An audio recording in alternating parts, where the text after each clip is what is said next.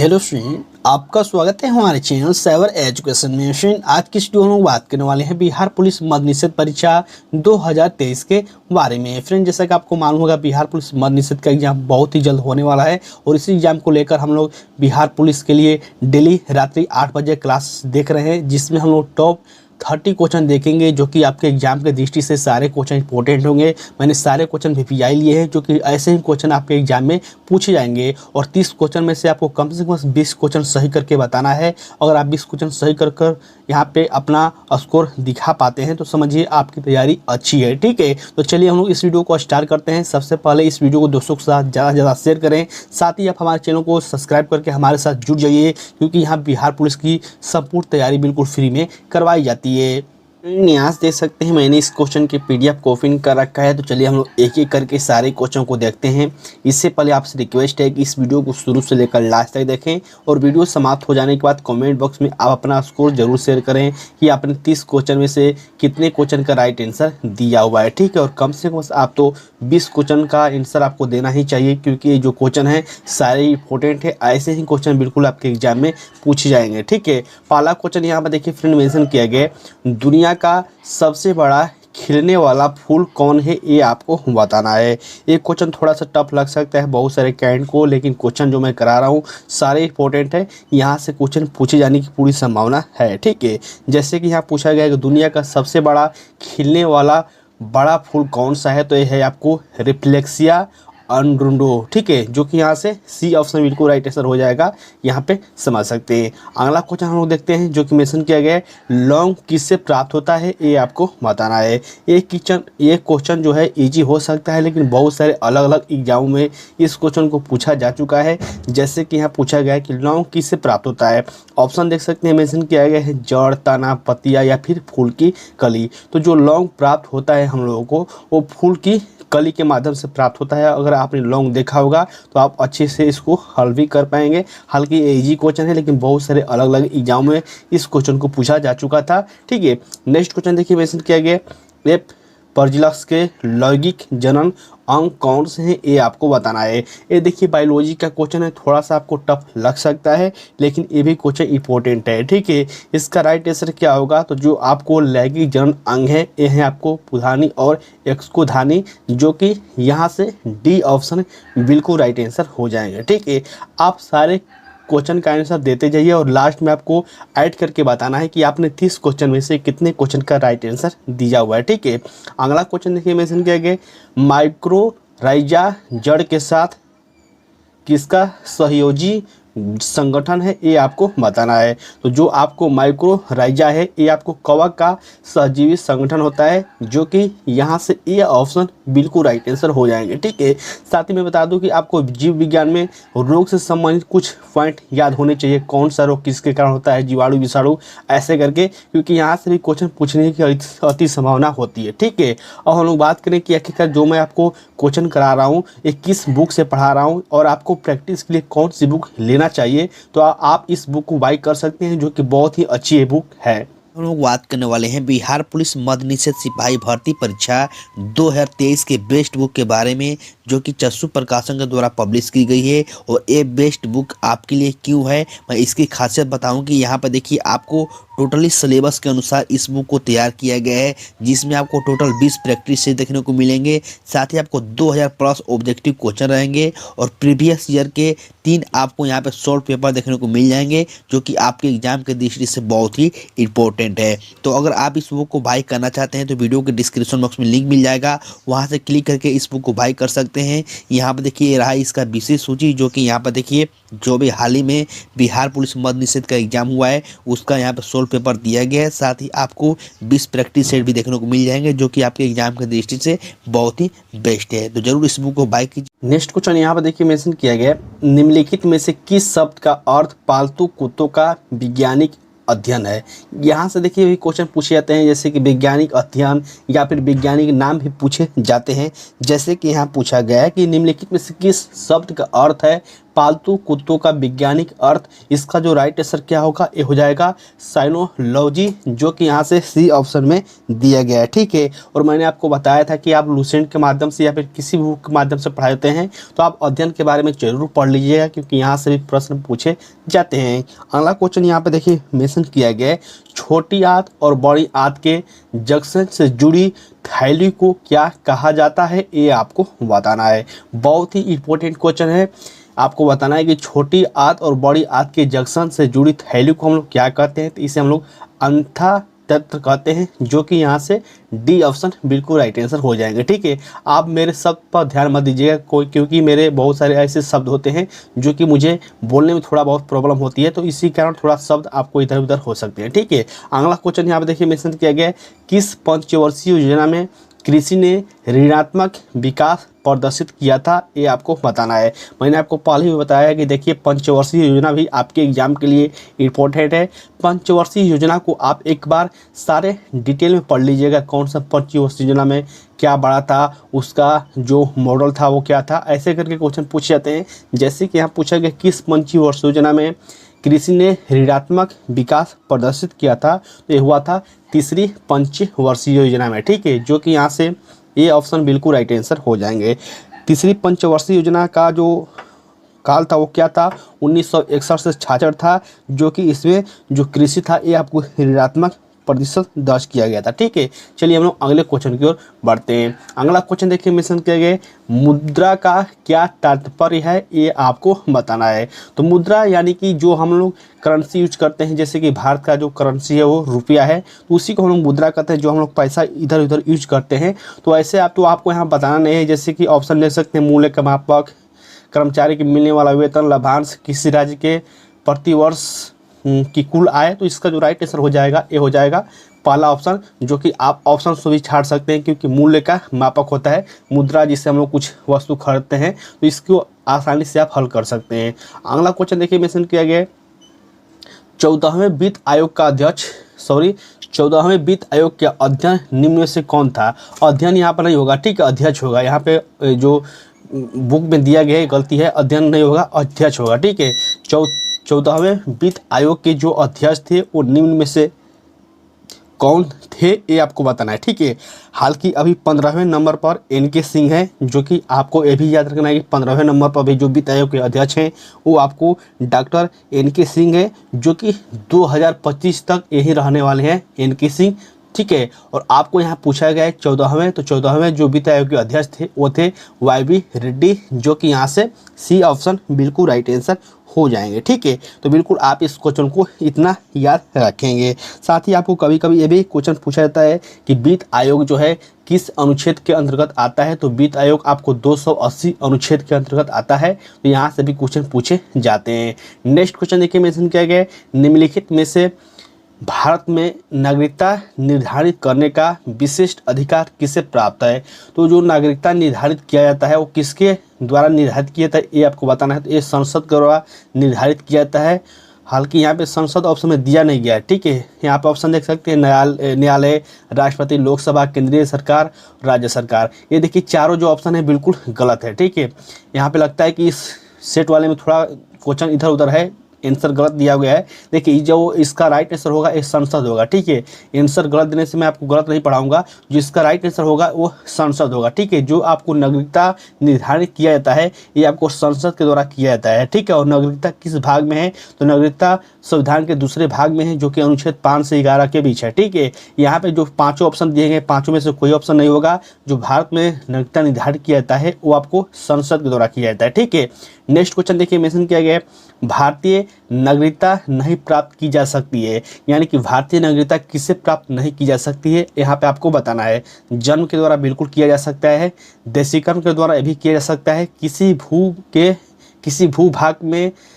भूभाग के सम्मिलन द्वारा ये भी हो सकता है, भारतीय बैंक में धन जमा करके, तो बिल्कुल ऐसा नहीं है। ठीक है, आप भारतीय बैंक में जो राशि है धन जमा करके आप नागरिकता प्राप्त नहीं कर सकते हैं। नागरिकता प्राप्त करने के लिए आपको यहाँ पे जो 3 ऑप्शन दिए गए हैं बिल्कुल सही है, लेकिन आप भारतीय बैंक में जमा करके पैसा यहाँ पे नागरिकता प्राप्त नहीं कर सकते। अगला क्वेश्चन देखिए मेंशन किया गया, कर्क रेखा कहाँ से गमन करती है ये आपको बताना है। यानी कि 2 देशों का नाम बताना है, जो कि यहाँ पे ऑप्शन में देख सकते मेंशन किया गया है, और आपको बताना है किस देश से जो कर्क रेखा है वो गमन करती है। तो ये आपको भारत और सऊदी अरब से गमन करती है, जो कि यहाँ से सी ऑप्शन बिल्कुल राइट आंसर हो जाएंगे। ठीक है, चलिए हम लोग अगले क्वेश्चन की ओर बढ़ते हैं। देखिए अगला क्वेश्चन मेंशन किया गया है, सिंधु सभ्यता में घोड़ों की अस्थियों का अवशेष कहाँ मिला था। मैंने आपको पहले ही बताया था कि देखिए सिंधु घाटी सभ्यता, हड़प्पा सभ्यता आपको अच्छे से जरूर पढ़ना चाहिए। यहाँ से क्वेश्चन पूछे जाने की संभावना होती है। एक ही 2 क्वेश्चन पूछे जाते हैं, लेकिन यहाँ से क्वेश्चन पूछे जाते हैं। जैसे कि यहाँ पूछा गया है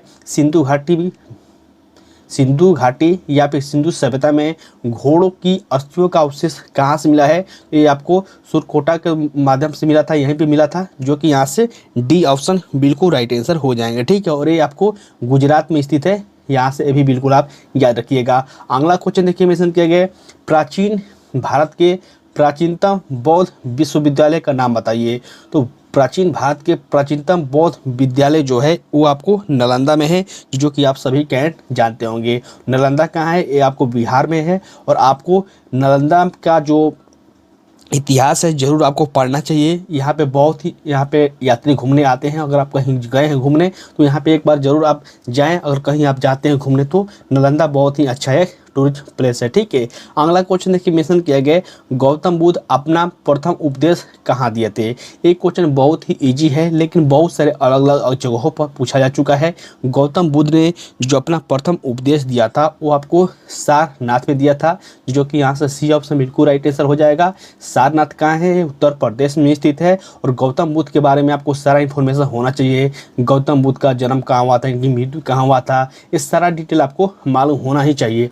अगला क्वेश्चन देखिए मेंशन किया गया है, माइक्रोसॉफ्ट वर्ड में पंक्तियों और कॉलमों के विलोपन के लिए हम किस डिलीट विकल्प का प्रयोग कर सकते हैं, ये आपको बताना है। तो जो देखिए कंप्यूटर से रिलेटेड क्वेश्चन है, और मैंने बताया था कि कंप्यूटर और इंटरनेट से संबंधित भी 1-2 क्वेश्चन कभी कभी देखने को मिल जाते हैं। तो यहाँ पे इसका जो राइट आंसर हो जाएगा ये टेबल मेनू हो जाएगा। जब टेबल मेनू आप क्लिक करेंगे तो वहाँ पे डिलीट का ऑप्शन आपको अपने आप देखने को मिल जाता है। ठीक है, अगला क्वेश्चन देखिए मेंशन किया गया है, भारत में स्तूप की सबसे बड़ी सघनता कहाँ है, ये आपको बताना है। यहाँ पर देखिए बहुत सारे कैंट यहाँ पे बिहार क्लिक कर देंगे, जो कि बिहार गलत हो जाएगा। ठीक है, भारत में सबसे जो स्तूप की बड़ी सघनता है वो आपको मध्य प्रदेश में है। ठीक है, जो कि यहाँ से सी ऑप्शन बिल्कुल राइट आंसर हो जाएगा। और रायसेन जिले में सांची का स्तूप है, जो कि बहुत ही बड़ा स्तूप माना जाता है, और वो भी बौद्ध धर्म से संबंधित है। अगला क्वेश्चन देखिए मेंशन किया गया है, चक्रवात को विश्व के विभिन्न भागों में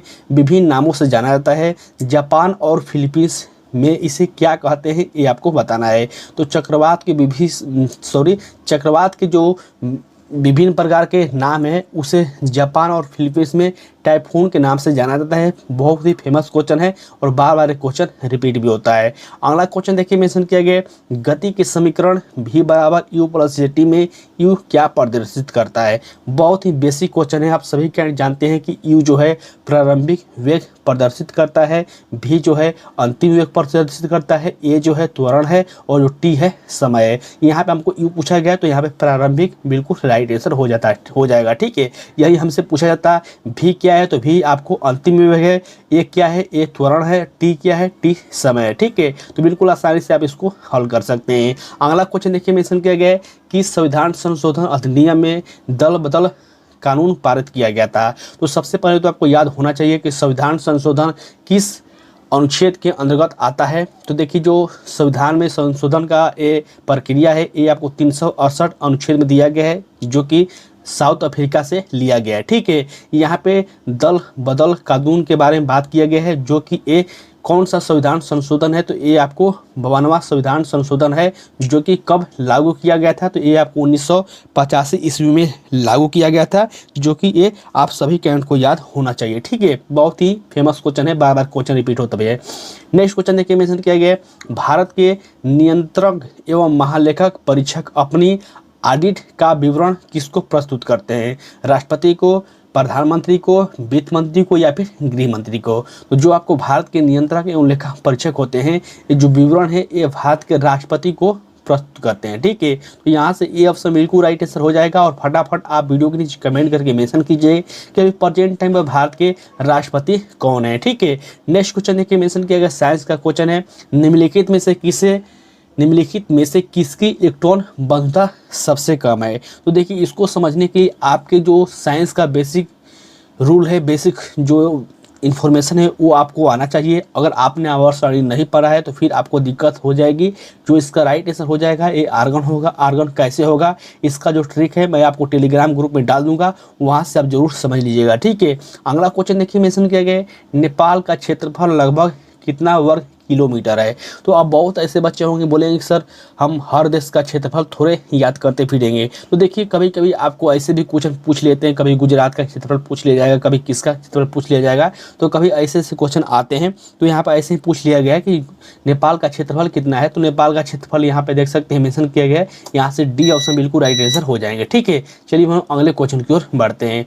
अगला क्वेश्चन देखिए मेंशन किया गया, सूरसेन महाजनपद की राजधानी कहाँ थी, ये आपको बताना है। तो महाजनपद से रिलेटेड भी एक दो क्वेश्चन कभी कभी पूछ लिए जाते हैं, जैसे कि यहाँ पूछा गया है सूरसेन महाजनपद की राजधानी कहाँ थी, तो ये आपको मथुरा थी। ठीक है, जो कि यहाँ से डी ऑप्शन बिल्कुल राइट आंसर हो जाएंगे इस क्वेश्चन के। ठीक है, अगला क्वेश्चन हम लोग देखते हैं, अच्छन महाराज निम्नलिखित में से किस क्षेत्र से संबंधित है, ये आपको बताना है। तो देखिए आपको ऐसे भी क्वेश्चन पूछे जाते हैं, किसी भी फेमस व्यक्ति के नाम देकर पूछा जाता है, या किस खेल से संबंधित है, किस नृत्य से संबंधित है। जैसे कि यहाँ पूछा गया है कि अच्छन महाराज निम्नलिखित में से किस क्षेत्र से संबंधित है। तो आपने एक नाम जरूर सुना होगा जो कि पंडित बिरजू महाराज। ठीक है, पंडित बिरजू महाराज ये कौन थे, तो ये भी आपको एक नृतक थे और इन्हीं से संबंधित है। ये कौन, पंडित जगन्नाथ महाराज, और ये भी नृत्य से संबंधित है। ठीक है, तो बिल्कुल आप इस बात को याद रखेंगे। ठीक है,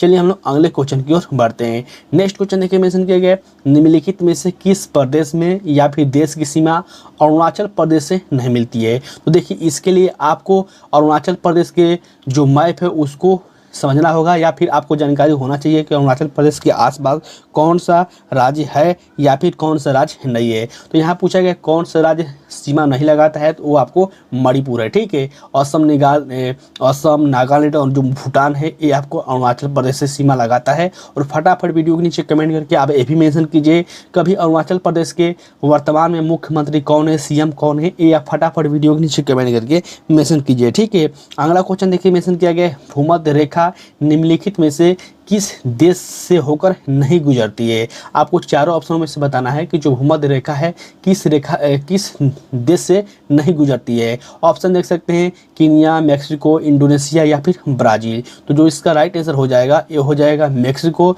मैक्सिको से ये नहीं गुजरती है जो कि भूमध्य रेखा है। ठीक है, अगला क्वेश्चन देखिए मेंशन किया गया, असहयोग आंदोलन कब से कब तक चलाया गया था। तो मैंने आपको पहले ही बताया कि देखिए महात्मा गांधी के जितने आंदोलन किए गए हैं ये आपको इम्पोर्टेंट हैं। जैसे कि यहाँ पूछ लिया गया है असहयोग आंदोलन कब से कब तक ये चलाया गया था, तो ये आपको 1 अगस्त 1920 से लेकर फरवरी 1922 तक चलाया गया था। ठीक है, और आपको याद होगा कि 1922 में चौरी चौरा हत्याकांड हुआ था, जो कि यहाँ से भी क्वेश्चन पूछे जाते हैं। अगला क्वेश्चन यहाँ पे देखिए मेंशन किया गया है कि धमेक स्तूप निम्नलिखित में से किस स्थान पर स्थित है। देखिए धमेक स्तूप निम्नलिखित में से किस स्थान पर स्थित है, तो ये आपको वाराणसी के सारनाथ के स्थान से स्थित है, जो कि यहाँ से बी ऑप्शन बिल्कुल राइट आंसर हो जाएंगे। ठीक है, सारनाथ मैंने आपको बताया कि यहीं पर जो गौतम बुद्ध हैं इन्होंने अपना प्रथम उपदेश दिया था, जो कि बहुत ही फेमस स्थान है। नेक्स्ट क्वेश्चन देखिए मेंशन किया गया, गरीबी हटाओ और आत्मनिर्भरता के प्रमुख उद्देश्य थे।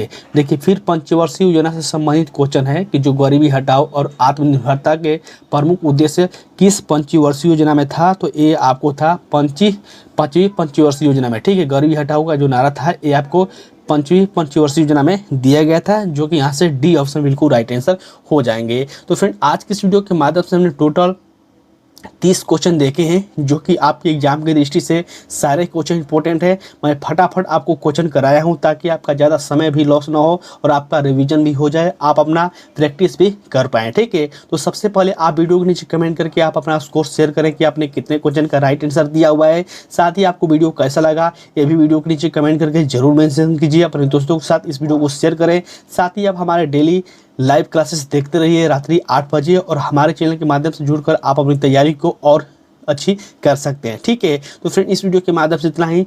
आप तैयारी करते रहिए, एक दिन आपको जॉब जरूर मिलेगी। तब तक के लिए बाय फ्रेंड, जय हिंद।